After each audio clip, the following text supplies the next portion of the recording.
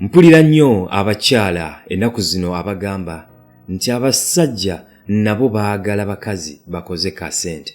Bamanyi n'okwegamba oba bamanyi n'okugamba bannaabwe ne bababuulira mukyala munnange kola ssente abasajja bajja kujja. Mukiwulira nnyo everywhere. Now, olunaku olwaleero njagala twogere ku kino. Gwe wenna omukyala ali mu kwebuuza oba ng'obaddeko mu relationships nga zikutawaanya, kaakati n'obaako agamba nti kola ssente abasajja bajja kujja. Njagala okubuulirayo kino olunaku olwaleero. Njagala weebuuze basajja ki abanoonya omukazi alina ssente. Ekyo kye njagala osooke weebuuze. Era nga mu biseera ebisinga byonna omusajja omu ku basookera ddala agenda okunoonya omukazi alina ssente ye musajja atalina ssente. Yes, talina ssente. Agenda kunoonya omukazi alina ku ssente. Kubanga alina byayagala oba oli awo kwetuusaako mu bulamu bwe naye tasobola byetuusaako because talina nsimbi zimuyamba kukola ekyo. N'olwekyo ajja kunoonya omukazi ayinza okuba ne kasente. Omusajja owokubiri ye musajja omunafu. Oyo talina willing kukola. Kwegamba ali munafu ekimala nti ayagala wabeewo omuntu amuwa obuwe. Tali ready kwekolerera kukyusa bulamu bwe. Oyo musajja naye ali like okunoonya ku mukazi alina kasimbi. Mubalaba nnyo ne ku programs nga abanoonya. Nnoonya omukazi alina ku ssente anandabirira. Yes, ali lazy, tasobola musajja ono kuba nga yeeyamba. Omusajja ow'okusatu gwe njagala omanye yoyo ayinza okuba nga alina kasente naye ng'ebiseera eby'omu maaso tali sure kikiyinza bibeerako. Ye musajja atera okugamba nti owaayi njagala embeera bw'eba etabuseemu nga omukyala nkwatizaako nga nkwatiramu kaawo nga tukyusa ebintu. Yes, alinako naye akasente ke kayinza okuba kali limited, tali sure about the future.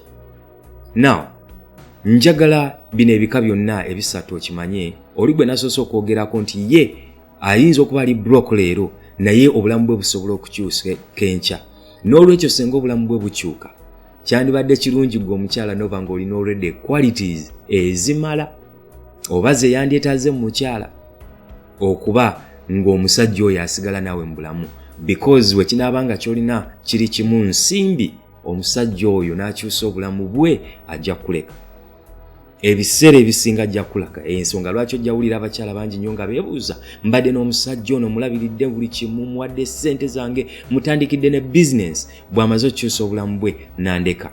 Yes, n'olwekyo nga onoonya omusajja obanga okozesa statement ezigamba nti n'abasajja ennaku zino banoonya mukazi alina ku ssente, njagala ojjukire nti mulimu abasajja nga bw'aba akyusizza obulamu bwe tagenda kwetaaga nnyo mukazi alina ssente, alina qualities zagenda okusooka okwetaagamu ng'ekya ssente kikyali ebbali. Yes, ayinza okwagala omukazi oba oliawo alinamuko ku kasente ne ku knowledge aka handlinga ensimbi, naye nga gwe okubeera n'ensimbi ate siyinza obutabeera kikulu nnyo. Now, njagala nkweyo example.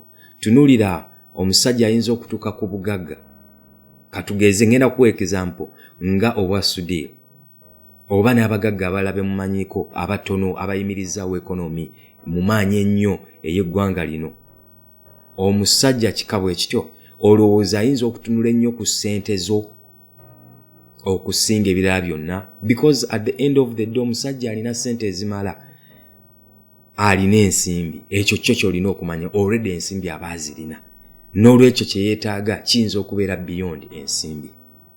Omukyala yenna ali eyo ng'okozesa statement eyo n'okuwabula banno mu ngeri bw'etyo naddala nga bafunye challenges mu relationships, njagala okimanye nti it is not all about gwe omukyala okufuna ssente. Kiri beyond ensimbi zo. Kikwataganira ku ddala, kituukira ddala ku character, kituukira ddala ku values zo, kituukira ddala ku personality yo, empisa n'embeera zo. Okyayinza okubeera n'ensimbi ennungi ennyo naye era n'obeera ne stress mu relationships. Lwaki? Because ffe abasajja tukimanyi bulungi nti mu lusuku Eden erimu abakristaayo mukimanyi nti Adamu baamugamba ng'ekibonerezo Katonda kyamuwa nti muntu yozo mw'onoojjanga ekyokulya. Kitegeeza omusajja akimanyi bulungi nti yatondebwa okugenda okufuna ekyokulya ng'atuuyana.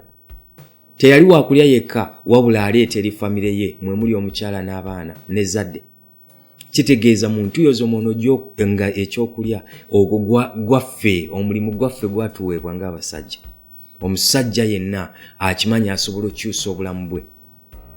Bw'akyusa obulamu bwe akimanya alina qualities ze yeetaaga mu mukyala, because omukyala yatondebwa oba yaweebwa ekiragiro Katonda ng'awa ekibonerezo nti mu kuzaala mu bulumi mw'onooleeteranga abaana mu nsi. Omukyala okutuuyanako kukwo kuyinza obutabeera eri famire, naye ffe abasajja tukimanyi tulina okuprovidingira famire zaffe. N'olwekyo singa omusajja atuuka ku level esobola okuprovidingira famire ng'alina ensimbi ezimala ajjudde financially, njagala okimanyi nti omusajja oyo ayinza okukola choice nga tesinzira ku nsimbi gwe omukyala gy'olina okuba ng'abeera naawe mu bulamu. Agenda kusinzira ku qualities ezikuuma abantu okubeera bombi, nga qualities ezo ze ziri ze njogeddeko, embeera zo n'empisa zo, kubanga ebyo bye bireetera abantu okusigala bonna okumala ebbanga eppanvu. So kituufu wayinza okubeerayo abasajja abakwetaaga ng'olina ensimbi, naye njagala weebuuze basajja kika ki? Ekyo bw'onooba omaze okyebuuza, okay, n'oba ng'ofunye omu ku basajja abo ab'enjawulo abaagala okubeera n'omukyala alina akasimbi, njagala ekirala weebuuze olina qualities ezigenda okusigaza abasajja bano mu bulamu bwo, oba olina ekintu kimu nsimbi. Bwe kiba ng'olina kimu nsimbi nga qualities ezisigaza abasajja mu bulamu bwo tozirina, nkulayirira ensimbi zo bajja zirya, ensimbi zo bajja zikozesa, ensimbi zo bajja zikozesa n'okukyusa obulamu obwabwe. Naye bwe banaaba batuuse, bwe bawulira nti basobola okuprovidinga eri famire, basobola okulabirira ab'omu maka gaabwe, balina finances ezimala bo okwerabirira, bajja kuleka bafune omukyala. Ne bw'anaaba talina ssente ziri awo zimala, oba ne bw'anaaba talina nsimbi, nga bo basobola omuteekamu ensimbi ne babaako engeri obulamu bwe gye babutambuza, kasita abanga alina qualities ezibaleetera okusigala mu relationship n'omukyala kika ekyo. N'olwekyo awo we tulina okukuba enjawulo. Soba kije Emmanuel, webale nnyo okulaba video zange. Bw'oba olina ky'ofunamu tekigaana kugalabana na munno ali eyo.